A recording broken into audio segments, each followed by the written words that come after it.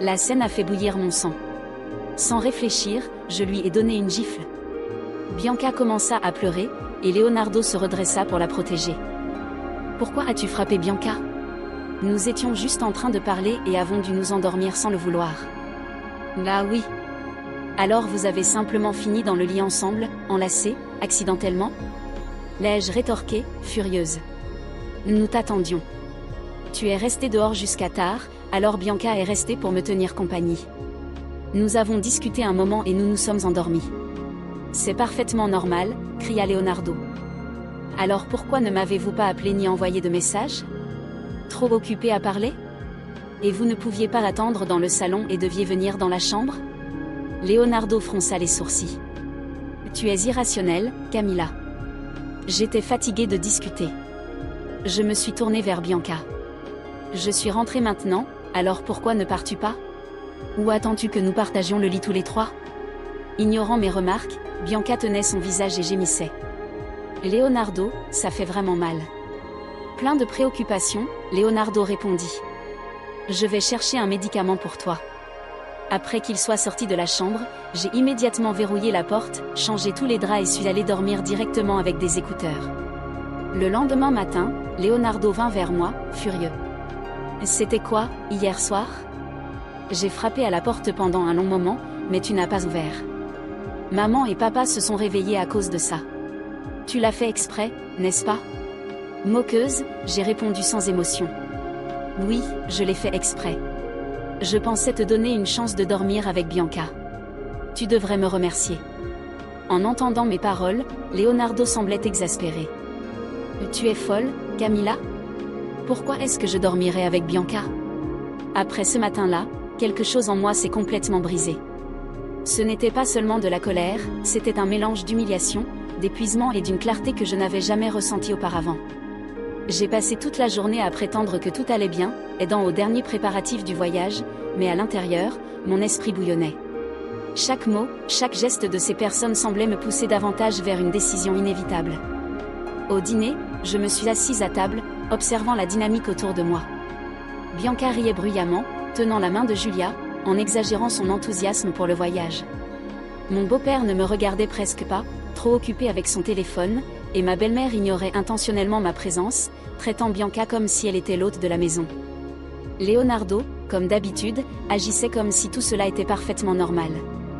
Je savais que si je disais quoi que ce soit, on m'accuserait de faire des histoires ou de ne pas comprendre leurs liens. Alors, je suis restée silencieuse, laissant mon mépris grandir comme une plante toxique en moi. Après le dîner, tandis que tout le monde riait dans le salon, je suis montée et ai commencé à faire mes valises. Mais pas pour le voyage. J'ai rassemblé des documents importants, des cartes de crédit et quelques objets de valeur, les mettant discrètement dans une petite valise. J'ai laissé la plupart de mes vêtements derrière moi, car mon départ devait être rapide et silencieux. Avant de descendre, j'ai retiré mon alliance et l'ai posée sur la commode. Je l'ai regardée un moment, sans rien ressentir. Elle ne signifiait plus rien pour moi. Je suis descendue calmement, jetant un coup d'œil à la scène dans le salon. Leonardo était affalé sur le canapé avec Bianca assise à côté de lui, riant de quelque chose qu'elle avait dit. Julia prenait des selfies avec Bianca, tandis que ma belle-mère apportait du thé pour tout le monde. Personne n'a remarqué lorsque j'ai pris ma valise et franchi la porte d'entrée sans me retourner. J'ai appelé un taxi et suis allée directement à un hôtel. Je ne voulais pas retourner chez mes parents, où je risquais d'être jugée ou poussée à sauver mon mariage. Cette nuit-là, j'ai commencé à organiser mes prochaines étapes. J'ai appelé la banque, gelé tous les comptes communs et annulé les cartes de crédit au nom de Leonardo.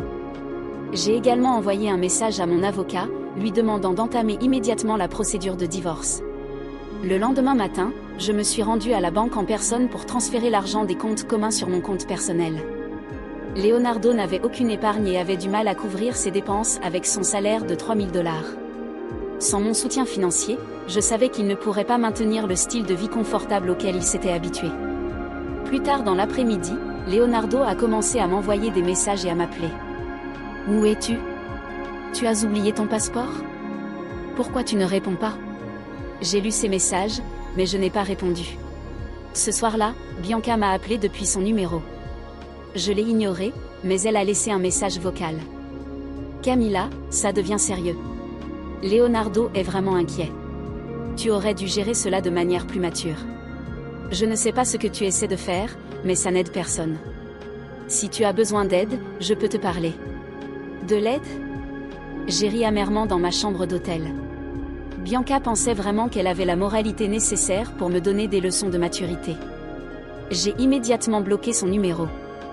Le lendemain, je me suis rendue dans la maison que j'avais achetée avec mon propre argent et ai demandé à mon avocat d'entamer le processus pour expulser Leonardo de la propriété. Je ne permettrai plus qu'il vive à mes dépens tout en me traitant comme une moins que rien. Comme il n'avait apporté aucune contribution financière, mon avocat m'a assuré que la maison m'appartenait légalement.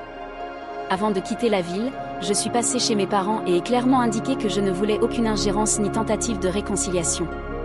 J'ai expliqué brièvement ce qui s'était passé et leur ai dit que j'avais besoin de temps pour moi. Ils semblaient choqués, mais compréhensifs. Leonardo a finalement réussi à me contacter via le téléphone de son père. « Camilla, qu'est-ce que tu fais ? Tu ne peux pas simplement disparaître comme ça et nous laisser inquiets. Quel genre d'épouse fait ça ?» Mon rire était glacial. Quel genre de mari donne le billet d'avion de sa femme à sa maîtresse déguisée en amie d'enfance ? Leonardo, tu devrais être reconnaissant que j'ai toléré ça aussi longtemps. Maintenant, profite de ta nouvelle vie. J'espère que Bianca pourra te soutenir, parce que moi, c'est fini. Tu ne peux pas me faire ça, Camilla. Ce n'est pas juste. Pense à Julia, à mes parents. Tu ne peux pas simplement nous abandonner. J'ai déjà fait plus pour ta famille que ce qu'elle mérite. Peut-être qu'il est temps pour vous tous d'apprendre à vous débrouiller seuls. J'ai raccroché avant qu'il ne puisse répondre. J'ai ressenti un mélange de soulagement et de colère. Ce n'était pas facile, mais c'était nécessaire. Dans les jours qui ont suivi, Leonardo et Bianca ont essayé différentes tactiques pour inverser la situation. D'abord, il a tenté de se réconcilier, affirmant que j'exagérais. Ensuite, Bianca a essayé de jouer les médiatrices, disant qu'elle ne savait pas à quel point sa présence m'avait dérangée. Je n'en avais rien à faire. J'étais déjà partie. J'ai quitté la ville pendant quelques mois et me suis concentrée sur moi-même. J'ai repris des projets personnels que j'avais laissés de côté et j'ai commencé à reconstruire ma vie loin de toute cette toxicité. Quand je suis revenue, les choses avaient radicalement changé. Leonardo, désespéré, avait déposé une plainte pour tenter d'obtenir une partie de mes biens.